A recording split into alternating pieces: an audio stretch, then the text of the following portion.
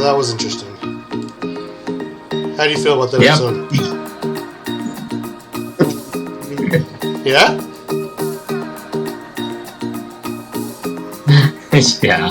I mean, there's a couple highlights. I enjoyed the whole Ekans speech about there's no bad Pokemon, just Pokemon doing bad things because their trainers, their masters, ask them to do Pokemon. so.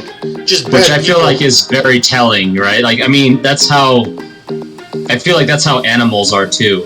There's no bad animals. Animals just follow their instincts, and then people, do things to warp their brains, to make their dogs attack, to do different things, but... And it's also, like, very telling about, like, the Ekans and Coughing just love Jesse and James, and they do what they're told, but they don't necessarily consider themselves bad guys. They just consider themselves loyal to them. That's all. I mean, it is very telling in the fact that these Pokemon almost remove themselves from all the bad things they've done by saying, I'm just following, like, I was doing what I was told. But, if you think about it, though, that's the instinct, right? Like God gave animals. God gave animals instincts, and that's why they're perfect, because they follow their instincts. Yeah. I feel like it's something similar like that. Like these Pokemon, when they are captured, they are to be loyal to their trainers. They are above animal instincts. They have emotions, feelings. But, okay, like, I feel like you're arguing the whole, like, nature versus nurture. Like, are pit bulls really bad dogs? Like, do they bite because that's their nature? Or are pit bulls biting kids because that's their nature or that's how they were raised, I feel it's a lot of things. It's environment, it's all that. I don't think it's their... I feel like this mindset is like a Nazi German civilian mindset. Like these Nazi soldiers who were killing Jews were like, I'm not a bad person, I was just doing what I was told. Dude, you always go to the darkest thing possible. I have absolved myself of all fault. This is okay, but my master is the bad person. Humans, I'm just a soldier. Okay, that's different. Us human, we are given the ability to choose, and we are given a conscience. We're given all kinds of stuff, right? Like we can think, and I feel like animals, they're bred to just go off of their instincts, right? Dogs are gonna be different depending on their owners, depending on their environment, depending on a lot of stuff, but they're supposed to follow their instincts. You can train them to do certain things, right? You can train a dog to chase down javelinas and kill them, right? And you can just train dogs to be kind to everybody. I feel like, of course, Pokemon are above dogs in the whole, like, knowledge and consciousness and all that. But I still do believe, like, it's part of their law, it's part of their, like, creation, that when they're captured, they belong to their master.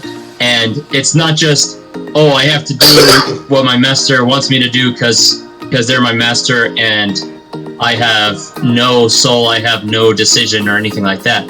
I think it's just like a strong loyalty to whoever their master is. It's not just, oh, I had nothing to do with it. Like, I think there is some kind of accountability, right, for the things they do. But they consider themselves just accountable by being loyal. I don't know. I'm rambling. I mean, I don't think Ekans was taking any accountability. Yeah, but I mean, what horrible thing has Ekans really done? We don't know what they've done off camera, but they've attacked on camera. On camera, they have attacked multiple 10-year-old children, attempting to steal their Pokemon. These 10-year-old, they've damaged probably millions of dollars of infrastructure, of grounds, parks, gyms. It's So you're saying that everything that Ekans was talking about is just BS then? Yeah. I think he believes it. I think he believes it. You know, just like those German soldiers believe, I'm not the bad guy. I was just following orders, you know? Ain't nothing wrong with following orders. I mean... Or like the prison guards who... I mean, that's an extreme, right? Like, that's an extreme. Like, that's an extreme, right? Like, you can say that about any soldiers. Like, there are soldiers that they're just following orders and they're killing soldiers from another country, or they are just following orders and killing soldiers from this country. Like, those people aren't necessarily bad, right? They're just following orders. If they have the mindset of, I was just following orders, I think they are bad, you know? Okay, but that's what military is, right? Like, if you're talking about the whole concentration camp and all that, that's... Real quick, look what Katie said. I may be a bad guy, but I'm not a bad guy. But I'm not a bad... What's that from? That's, Wreck-It Ralph. I may be a bad guy, but I'm not bad guy. Oh. It was, the guy from Street Fighter having an existential crisis. He's like... Oh, okay. He's like, I may be a bad guy, but I'm not a bad guy. I may do bad things, but I'm not a bad person. Kind of thing. Yeah. I believe... Okay. Yeah, but I don't know. You gotta say that, like, all soldiers are bad then, because all of them are following orders. It depends if they are knowingly doing it bad, you know? Like, if, like, a soldier raped someone, like, did this soldier know rape was wrong? You know, if this soldier... It's like the person who pushes the button... I mean, there's gotta be... to bomb a city, you know, because a high-ranking, like, enemy army official may be there, you know, like, does that one death, you know, like, oversee the collateral damage of all the other deaths, you know, like, am I a good person because I killed this guy, but a few others with them? Or, I think, but what this quote from Wreck-It Ralph kind of says, it's about motivation, you know, like, was Ekans' motivation to do bad things, I guess? If no, you know, like, okay, I guess, what was your motivation? To serve master? Like... But I don't think Ekans was saying that she hadn't done bad things. I think what Ekans was saying was, there's no such thing as a bad Pokemon, right? Like, if you just catch a Pokemon in the wild, it's always going to be a good Pokemon. What you do to it later, and what you train that Pokemon to do later, that's different, right? But she's saying, like, Pokemon in their natural state, all of them are good. And I agree with that. I mean, as far as Pokemon goes, I think that's true. As far as, like, this fictional world of Pokemon. It depends on your, like, how to say, your ethics, you know? Your definition of good and bad. Like, would you say that when that giant Tentacruel destroyed those buildings that could have potentially had people in them and killed them, was that good? Because he's uncaptured. That's true, but do you remember why he's doing that?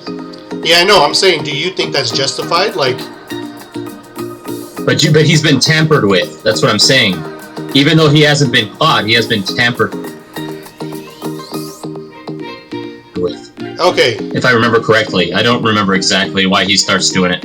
But what about a bear? If you see a bear in the woods, and the bear's there with her cub, and they think that you're trying to harm the cub, they're gonna go there and attack you. And that does not make the bear a bad bear. No. It means it's instinct to protect the baby. If you go outside with your family, would you consider a wasp a bad person? A wasp? Who just stung you for no reason? No, it's part of their purpose, right? Like, they have a purpose. What's their purpose? I don't know what wasp purpose is. We're not getting into that. But that's what I'm saying, like, I think, like, it depends if, like, how... I believe what Ekans is saying is, yes, wasp is always bad. It depends on having the same standard for every animal. Like, do we do that? You know, like, do we have the same standard for every Pokemon? Essentially. No, obviously not. I mean, like, what is it? A praying mantis, like, tries to eat her babies, right? Mm-hmm. But like, that's not something that one praying mantis decided. Oh, like, I am a bad mantis and I'm gonna eat my babies. Like, all mantises try that, right? Well, so it's part of their nature. It's part of who they are. And I feel like I believe that I believe that animals are 100% perfect because God gave them instincts and they follow their instincts. When we start tampering with them and putting them in situations and messing with their minds and doing things like that, then I mean, they're just as accountable for the things they do as a little kid who has, you know, been messed with his whole life and, you know, doesn't really understand how the world works. And yes, is that kid accountable? Like, yes, but you also have to understand where they're coming from. It's not necessarily that they're a bad guy or bad girl or whatever. Yeah, but the difference is these Pokemon are above animal instincts. Like, animals do have instincts, they don't have a morality compass. You know, like right and wrong. Well, these Pokemon do. Like, Ekans is well versed. He knows enough about right and wrong to know that his master is bad, but he is not. So do all of them. And so to know this and do bad things puts him in a bad position. Yeah, but and I don't think because he was saying. I really don't think Ekans was saying that she wasn't bad. I don't think she was saying that I'm not a bad Pokemon. I don't think she was saying that. I think she was just saying she directly said there are no bad Pokemon. And there are tons of examples of Pokemon refusing to do what their master tells them to do.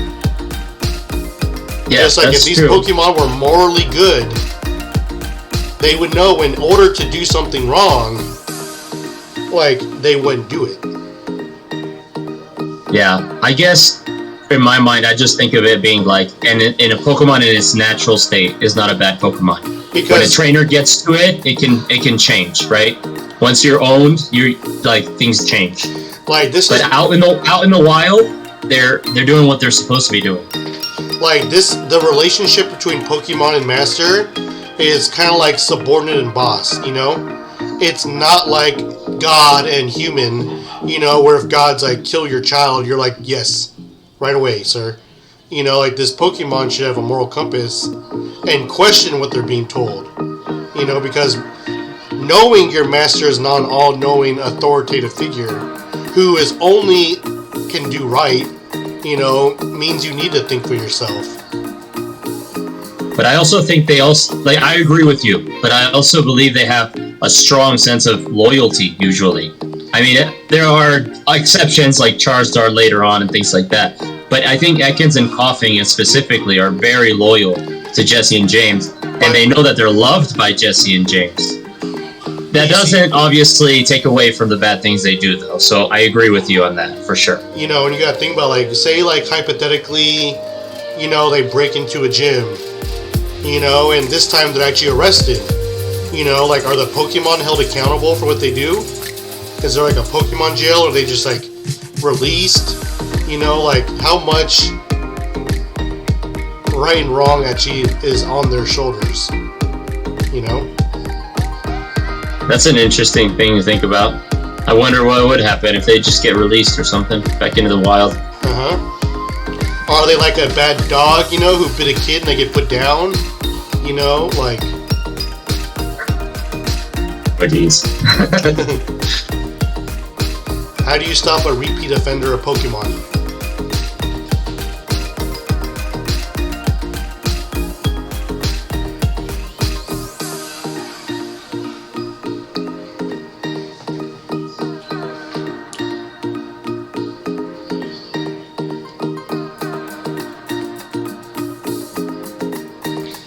You got frozen and you look like you're like vibing out to the music.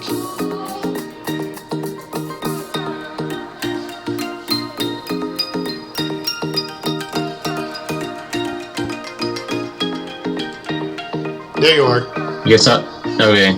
Yeah, I guess I was frozen. I was just saying, I guess... you look like you're like this. You look like you're like vibing out to the music. Nice. I guess we went from a Pokemon episode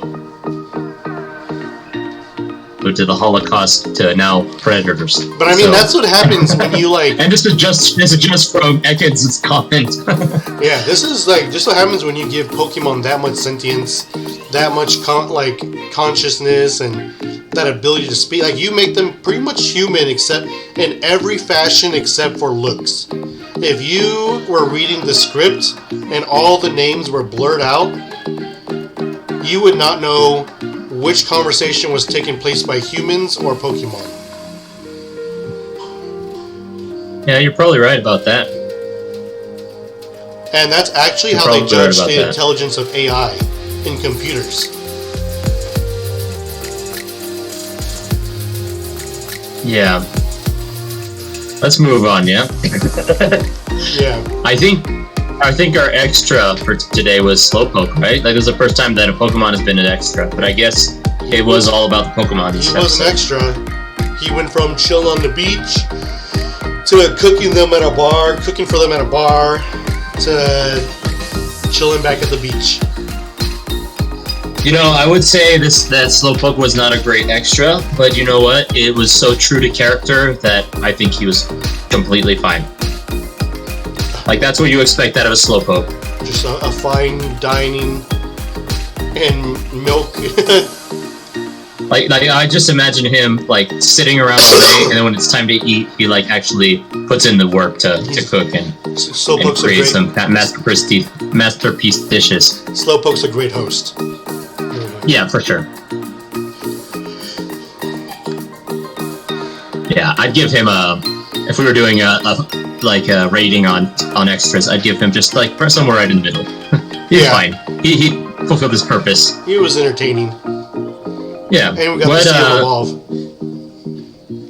Yeah, we got to see him evolve too. That was nice. So our encounters were Slowpoke, Slowbro, and Krabby. Who are you choosing? Krabby, easy. Krabby? I think I picked Slowbro. Yeah. He's a tank. I know this might... Yeah, he is a tank. He's a very useful Pokemon. I might be in the minority here, but I actually don't like Slowpoke or Slowbro's design. Really? Yeah, I don't like their design. I don't like Slowking's design. Yeah, no, Slowking is the worst of the three, for sure. But I don't like the other ones either. I don't mind Slowpoke. I mean, yeah, Slowpoke's not that bad. He doesn't have much going on. I don't mind Slowpoke as much. But Slowbro and Slowking, I can't get into that. Yeah. Yeah, I mean, not much changed, you know?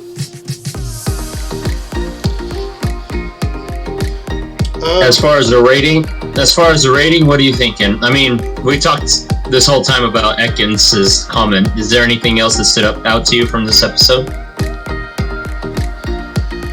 This is actually what I was thinking about. Probably should have, like, taken place, not necessarily with the Pokemon, but with the people on the St. Anne episode. By the way, it's St. Anne. I found out. Yeah, I saw that. When I rewatched the video, I was like, oh, it is. Yeah. So you would have wanted, like, the people in the ship to be in this episode as well? No, I was saying, like, the whole, like, in a sticky situation, being forced to work with your rival. Like, this kind of character building could have done better from a Team Rocket and Ash, Misty and Brock situation than their Pokemon getting to know each other better, and you know, like they're. Yeah. I don't mind that they did this episode with the Pokemon. You know, there's nothing wrong with getting to know Ash's Pokemon better, but the fact is, like, they change so often. Like, these aren't even in the next season. You know, right? We're getting really attached, and like he gets rid of his. Oh, I guess the two that weren't in the episode, you know, but. None of this really matters because we don't get a chance to get to know Ekans and Koffing again, you know? There's nothing to build off of this. Yeah. This is like a one of. Rather than if they had done this with Team Rocket, Ash, Misty, and Brock, you know, they could have. That was actually a stepping stone because that relationship is far from over. It's still not done yet, I don't think, on the new episodes coming out, you know? Right. You know what? The more I think about it, actually, that this whole, the first 2 episodes would have made a great movie instead, you know? If they actually put some, like, stakes in there. But this episode didn't really do it for me either. Like,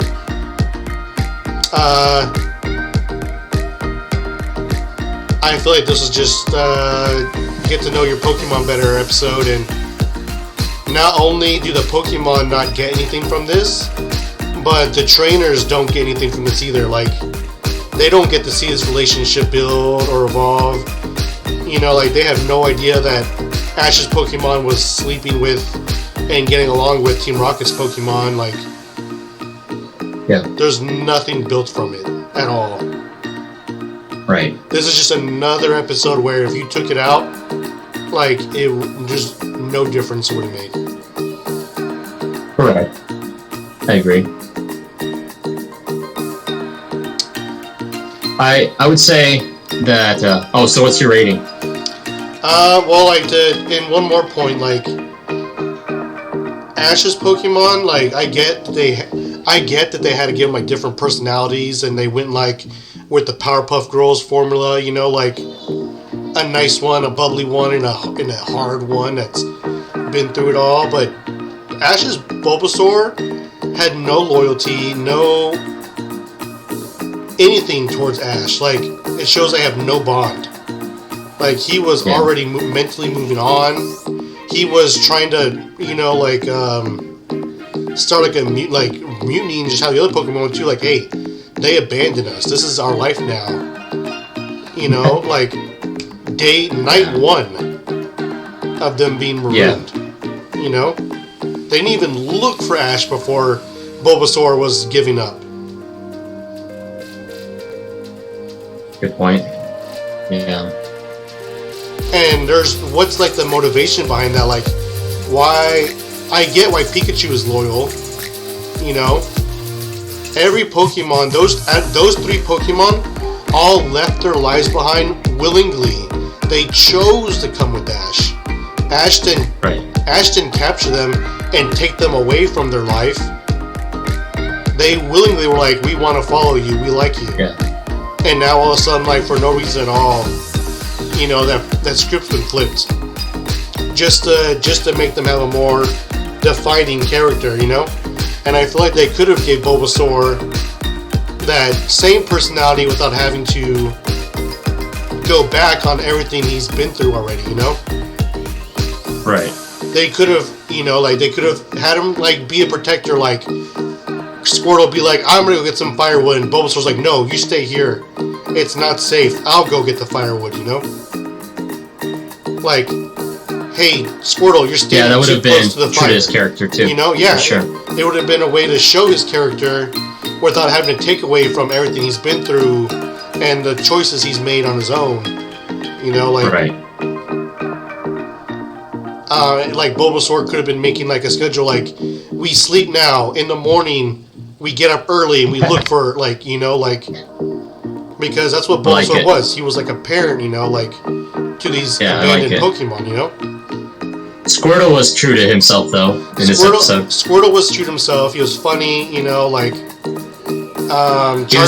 He was the highlight for me, honestly. Charmander was just, like, you know, we don't really know Charmander's personality just because he was so injured the whole episode, you know, but he was bland, you know, just loyal, goofy, you know, like a dimmer version of Squirtle, you know? Yeah. But I don't feel like they took away anything from Squirtle and Charmander like they did from Bulbasaur, and it just sucks that they had to do that, you know? Like, why make Ash's Bulbasaur so unloyal? For no reason.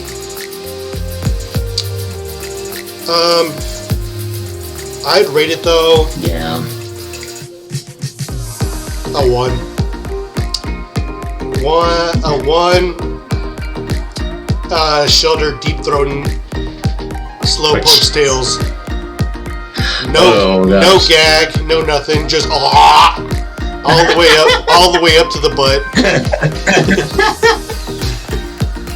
And you know Slowpoke's loving that. Wow. I don't know how you can top that.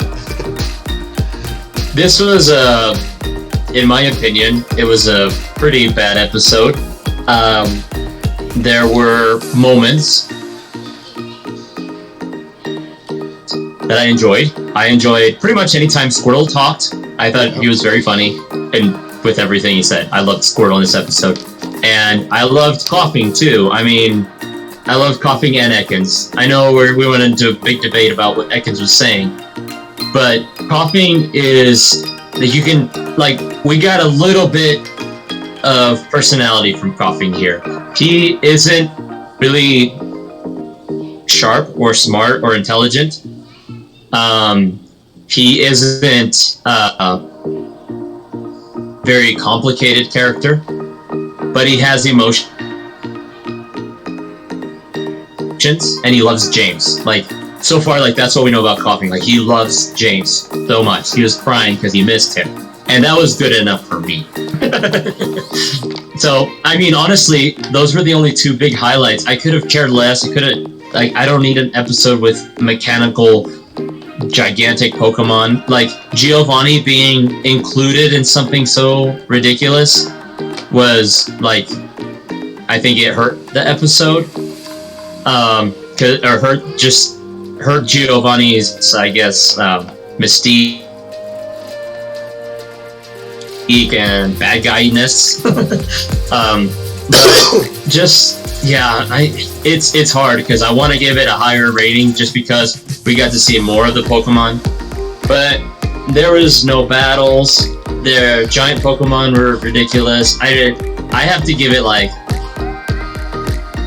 I don't even want to, like, think of something. I just want to give it half a star, like just a regular star. Like, I don't even want to think. Wait, I'll give it half a phone booth. How about that? Half a phone booth. Deal. I mean, I feel like the big Pokemon were just. And honestly, I would give it a 0 if it wasn't for. I would give it a 0 if it wasn't for Squirtle being funny throughout it. Honestly. Yeah. It definitely is no Samurai episode. That's for sure. No, Samurai episode's better than this. Way better than this, honestly. I'll agree with you on that. I feel like... And I do like a lot of things from the Samurai episode. I just want to make that clear. I just thought, as an extra, he leaves much to be desired. You know, I feel like the big Pokemon were just so distracting, and they serve no purpose. Yeah. I feel like that screen time could have been used better. Like, it could have been an episode. I like just starting the episode with the Pokemon being together and talking to each other, but make it like a survival one. Like, we've been watching an episode already about them just trying to survive. This should have been just a survival one, but without the giant Pokemon. Maybe they could have still put in Pokemon, like other Pokemon that were scary or something like that, and just have a lot of, like how you said, like them trying to build a fire, feeding themselves, like giving each other tasks and trying to figure out what they were going to do until they found their masters again. Yeah. You know, and I feel like... So yeah, I guess this one was a little bit of a... stinker. Worst episode so far. Yeah, you know what? And I was actually thinking, I remember loving this episode as a child. It's because you were thinking of the giants. It was the giant Pokemon I was thinking of. I just remember I remember there being more danger, and there was no danger really. You know, it's just memorable. Like, it's memorable to see, like, just at the beginning of the series. I mean, we're still kind of at the beginning of the series, and to see, like, Zapdos, Moltres, Kabutops in giant forms, like, that's memorable. But it wasn't good. Alright, well, that does it for the Poke Showing, episode 17. You know what, let's check out, what's next week? Hopefully something a little better. Wasn't it like the ghost one or something? Alright, hey guys, tune in next week for Tentacruel. Tentacool and Tentacruel. Alright, heroes arrive at Hubert Port, where a ferry boat line runs to the mainland. Okay. It's gonna be a good one. I got a good feeling about this one. This is where I got my it's gonna be better than this one. A stereotypical Tentacruel for me. This is where I got my... This is completely misleading. I know. I mean, you got like an alpha Tentacruel, right? On Arceus or something, and you're like, he's so tiny. He was like as big as me. I was like, what is this? A Tentacruel for ants? That's funny. Well, thank you guys for joining us today. Yeah, thank you. Hey, meet us back here in a little bit, and we're gonna do our MMO run, our Ripe Run. We're right at the gym, guys, and this is a ice gym, or yes, ice gym. Indeed. So we're gonna need a lot of help. A lot of luck. Come give us some support and love. Remember to send us your vibe. Significant others those Nala eyes, and dangle your chin off, or dingle your bananas off your chin or someone else's. Like this photo here. Like this photo. Alright guys, we'll see you like in 5-10 minutes. Okay.